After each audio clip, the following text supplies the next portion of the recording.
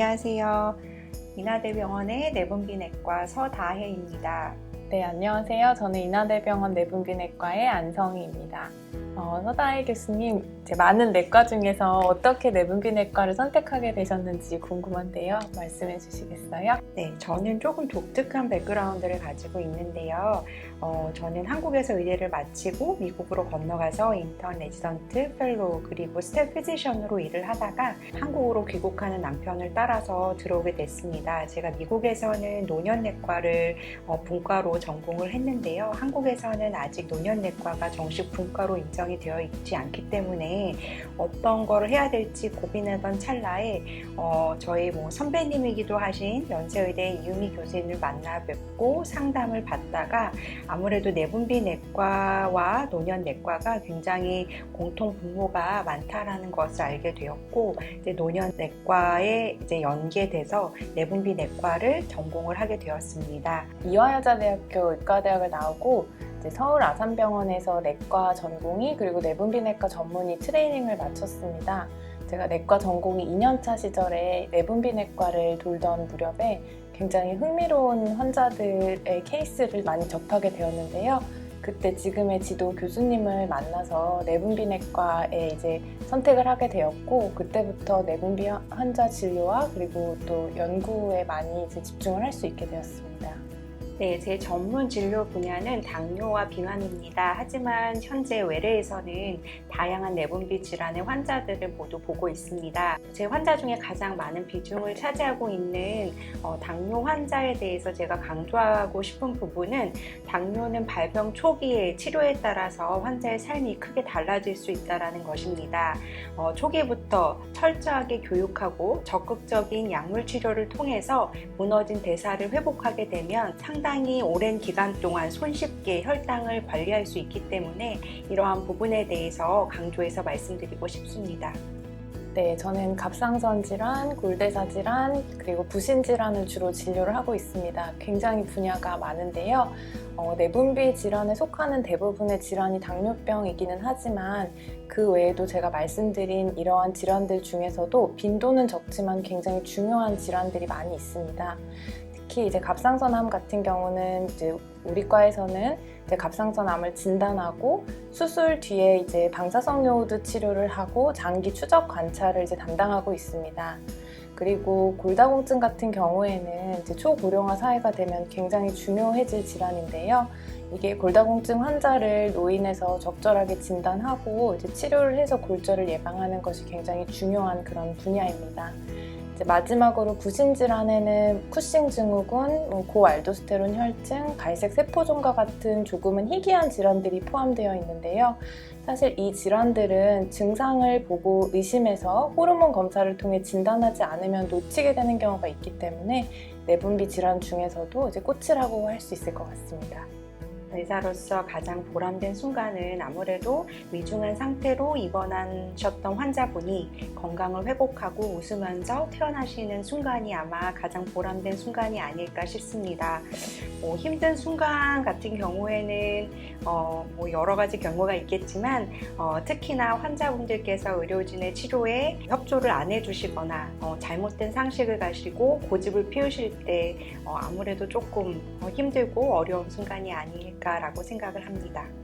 진료를 보면서 보람 있는 순간들은 환자분이 어떤 증상을 갖고 내원하셨을 때 호르몬 이상을 의심하고 적절한 검사를 시행하여서 그 호르몬 이상을 확인을 하고 그 원인이 되는 병소를 찾아낸 뒤에 저희가 약물 치료나 수술적 치료를 잘 결정해드리기만 하면 그 환자분께서 증상 해소는 물론 삶의 질까지 개선되는 것을 많이 볼 수가 있는데요.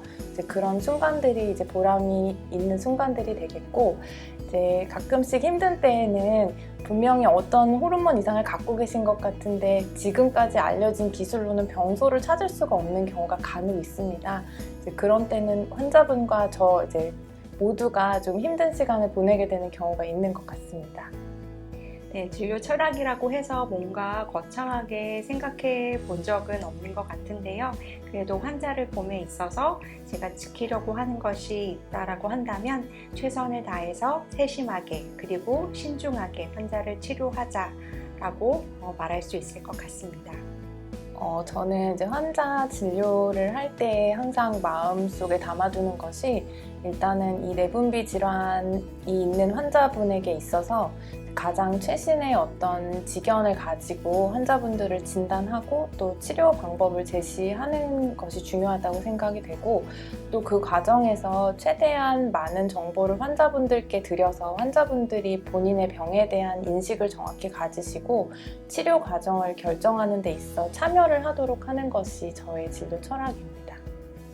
당뇨병과 같은 만성질환은 단판 승부로 완치되는 질환이 아니기 때문에 내분비내과 의사는 환자와 같이 성장하고 나이 들고 평생 동행할 수 있는 특권을 누릴 수 있다라고 생각을 합니다.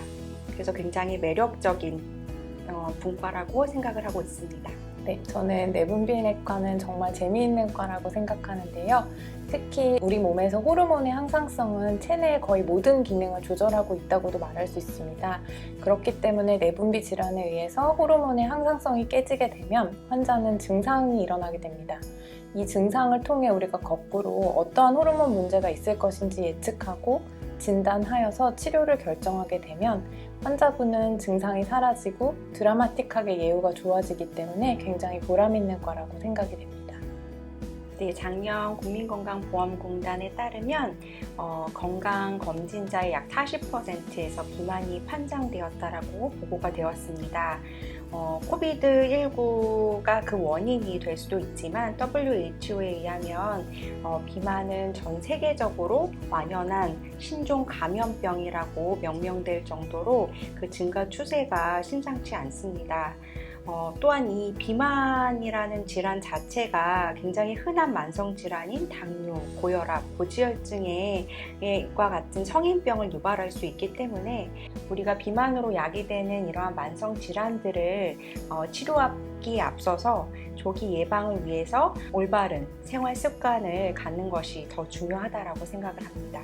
갑상선암은 대부분 예후가 좋고 암으로 인한 사망률 또한 낮습니다. 그렇기 때문에 갑상선암을 잘 치료하는 것도 중요하지만 치료로 인한 부작용을 줄이면서 장기적으로 추적 관찰을 잘 해나가는 것이 중요하겠습니다. 또 골다공증은 증상이 없어서 별로 중요하지 않은 병으로 인식되기 쉽지만 이 골다공증으로 인한 골절이 발생하면 환자들은 삶의 질이 떨어지고 의료 비용이 굉장히 늘어나기 때문에 골다공증 같은 경우에는 조기에 적절하게 진단을 해서 적극적으로 치료하는 것이 중요하겠습니다. 어려운 상황 속에서 교실과 병원의 지원에 힘입어서 저는 내년에 해외 연수를 계획하고 있습니다.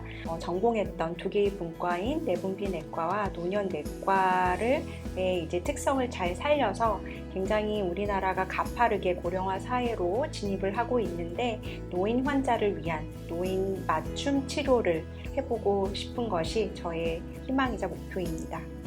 네, 저는 그 환자들을 진료함에 있어서 그 질환을 제대로 잘 치료하는 것도 중요하지만 삶의 질을 개선시키는 것도 중요하다고 생각이 됩니다. 특히 제가 주로 담당하고 있는 갑상선 질환이나 골다공증 같은 경우에는 장기 추적 관찰이 필요한 그런 질환들인데요.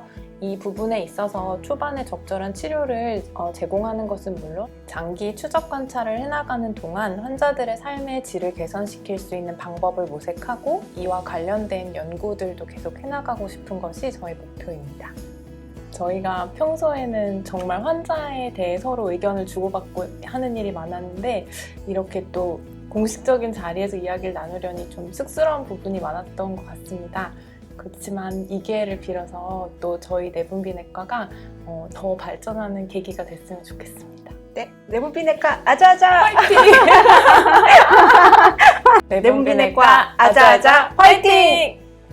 이나대병원 유튜브 채널 구독, 좋아요, 알림 설정 부탁드려요. 감사합니다.